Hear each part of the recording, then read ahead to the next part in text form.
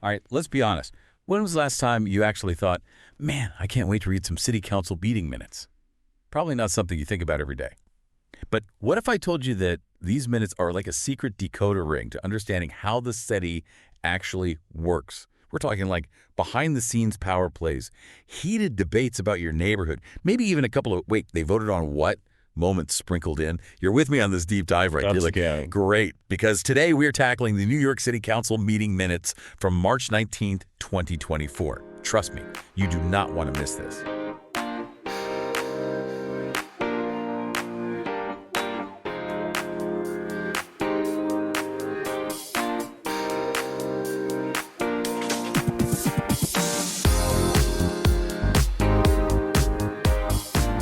Set the scene here. These minutes are basically a play-by-play of every decision that's made. Who voted for what?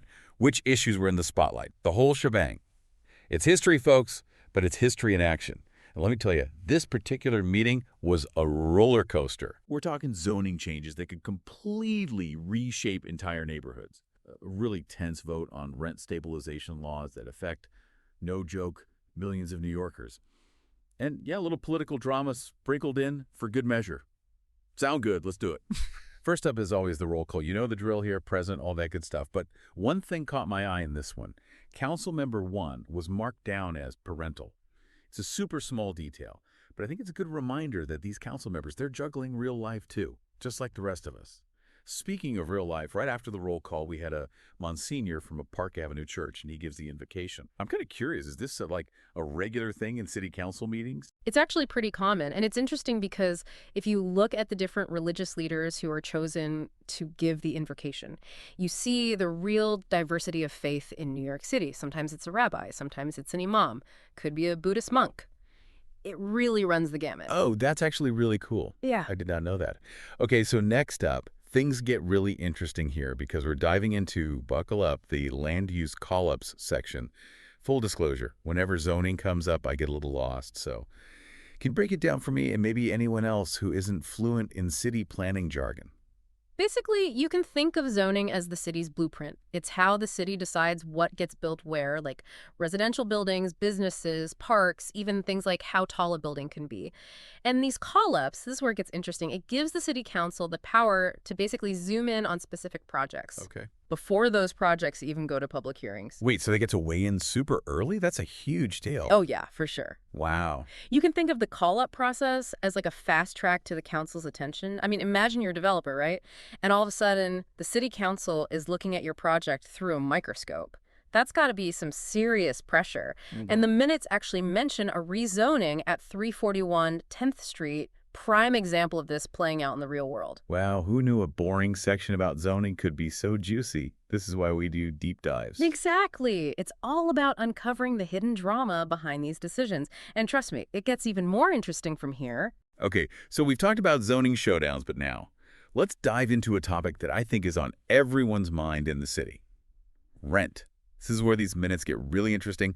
They tell us that local law, 0653-2024A, which has to do with amending rent stabilization laws, was actually up for a vote.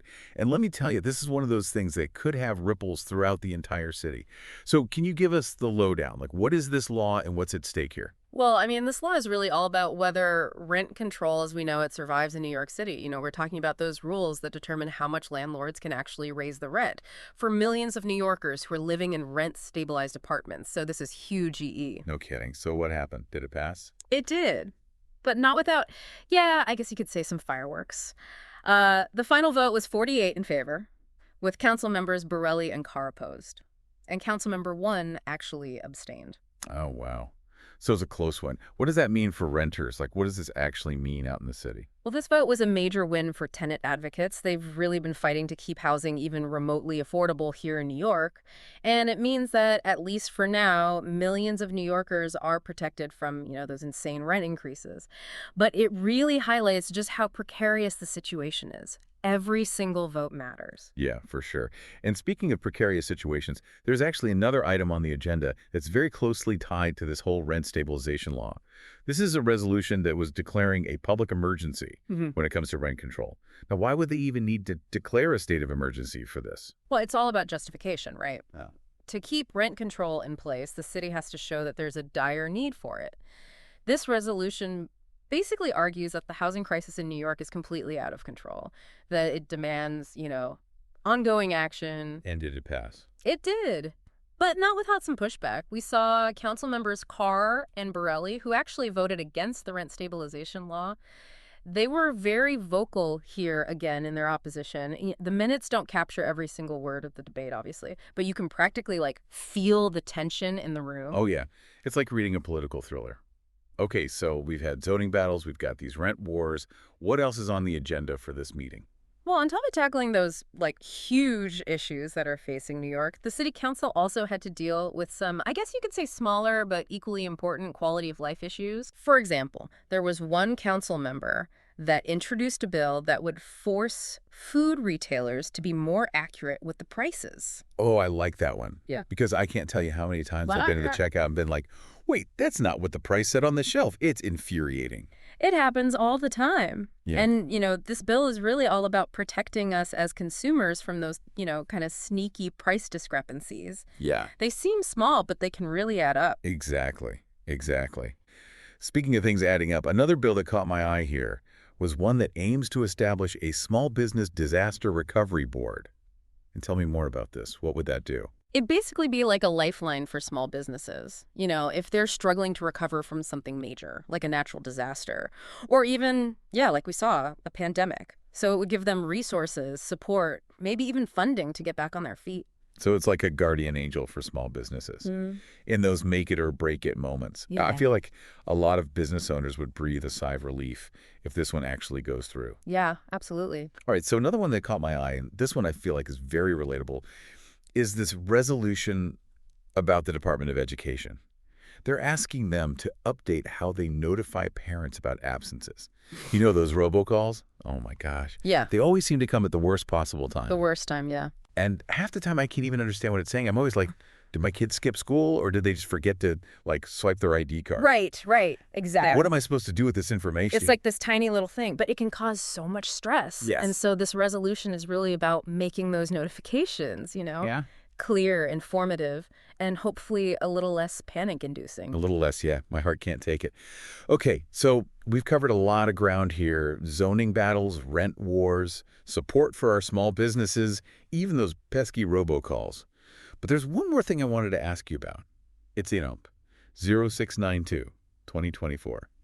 This is the bill about testing our drinking water for microplastics. This one really, I don't know why, it just stood out to me. We hear so much about plastic pollution out in the world, but is it actually showing up in our water? That's the million-dollar question, right? And it's exactly why this bill is so important. Because microplastics, these are, tiny, tiny pieces of plastic. A lot of times they're so small you can't even see them. But they're basically everywhere. They're in the ocean, they're in our food chain, and yeah, they're even in our water. Okay, that's officially concerning. Yeah. So this bill is basically saying, all right, we need to figure out how bad this problem is so that we can actually fix it. Exactly.